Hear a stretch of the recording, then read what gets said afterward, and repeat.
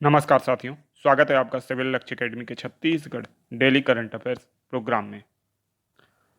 पहला प्रश्न है, छत्तीसगढ़ राज्य सूचना आयोग की पुस्तिका महत्वपूर्ण निर्णय का विमोचन किसके द्वारा विमोचित किया गया है?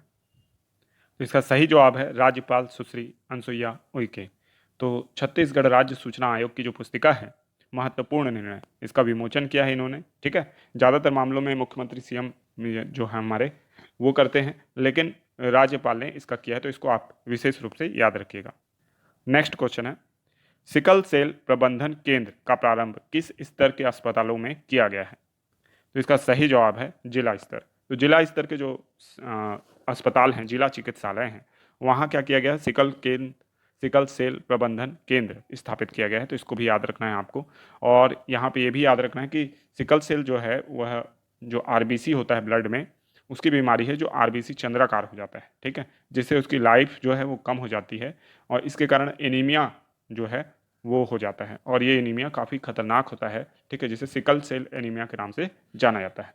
अतः इसका प्रबंधन करना आवश्यक है, इसलिए जिला स्तर में ये काम किया गया है। नेक्स्ट क्वेश्चन है, 21वां निःशुल्क योगाभ्यास केंद्र कहाँ प्रारंभ किया गया? तो इसका सही जवाब है रायपुर में। तो 21वां निःशुल्क योगाभ्यास केंद्र जो है वो रायपुर में प्रारंभ किया गया है। ठीक है, तो इसको भी याद रखिएगा। नेक्स्ट है, जसपुर को साफ सुथरे शहरों की श्रेणी में कितनी बार पुरस्कार मिल चुका है? तो इसका सही जवाब है चौथी बार अभी हाल ही में मिला है। तो कुल 4 बार यह पुरस्कार जसपुर को प्राप्त हो चुका है साफ सुथरे शहरों की श्रेणी में। इसके अलावा हमारे साफ सुथरे शहरों में अंबिकापुर का नाम विशेष रूप से आता है, तो इसको भी आपको याद रखना है।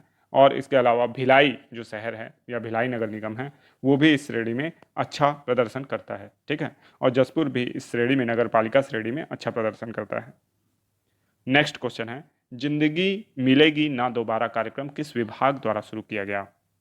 तो अनुमान लगाया जा सकता है कि ये यातायात विभाग के द्वारा शुरू किया गया है, क्योंकि जो रोड सेफ्टी है और हेलमेट पहनना जैसे जो चीज़ें हैं उसको प्रमोट करने के लिए ये कार्यक्रम महासमुंद में शुरू किया गया है। ठीक है, तो जिंदगी ना मिलेगी दोबारा कार्यक्रम जो है यातायात विभाग के द्वारा शुरू किया गया है। ठीक है, तो इसको याद रखिएगा।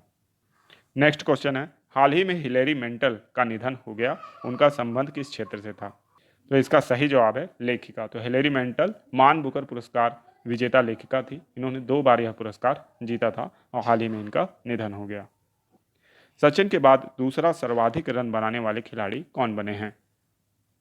तो इसका सही जवाब है विराट कोहली। तो विराट कोहली जो हैं सचिन के बाद दूसरा सर्वाधिक रन बनाने वाले खिलाड़ी बने हैं। ठीक है, तो इसको याद रखिएगा। नेक्स्ट क्वेश्चन है, डिजिटल डोर नंबर लगाने की शुरुआत किस शहर में की गई है? बिलासपुर, रायपुर, बैकुंठपुर या अंबिकापुर? तो इसका सही जवाब आप लोगों को देना है। अब चलते हैं रिवीजन प्रश्नों की ओर। छत्तीसगढ़ में नामांतरण प्रक्रिया सरल बनाने हेतु किस अधिनियम में संशोधन किया गया है?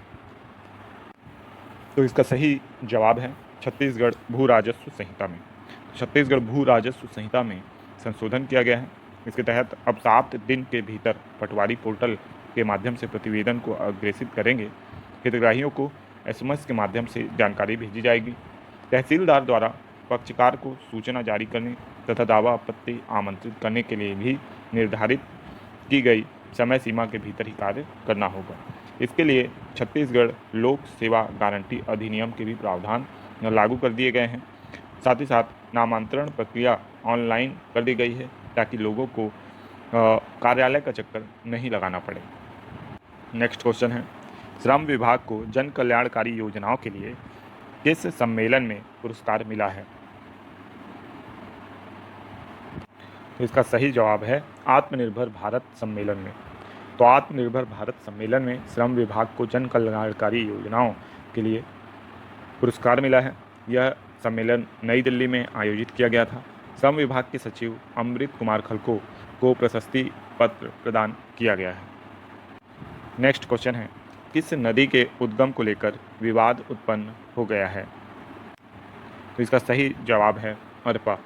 माना जाता है कि अरपा के मुख्यतः 2 उद्गम स्थल हैं। एक जो है खोंडरी के नीचे रेलवे पुल के नीचे का स्थान जहाँ से अरपा का उद्गम माना जाता है। दूसरा है पिंडरा में एक निजी भूमि पर उद्गम स्थान है जो आकर किसमें मिलता है, अरपा में मिलता है। तो ये दोनों ही स्थानों को माना जाता है। लेकिन समस्या की बात यह है कि जो राजस्व रिकॉर्ड है उसमें अरपा नदी के उद्गम का कोई भी रिकॉर्ड उपलब्ध नहीं है।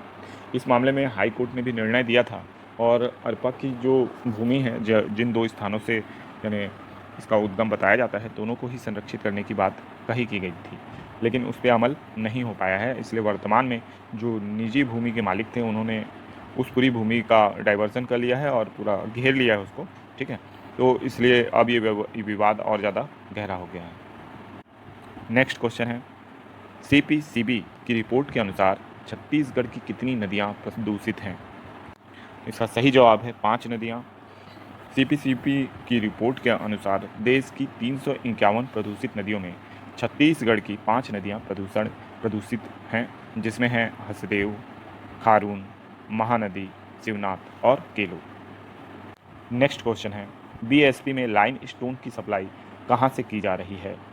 इसका सही जवाब है राजस्थान से।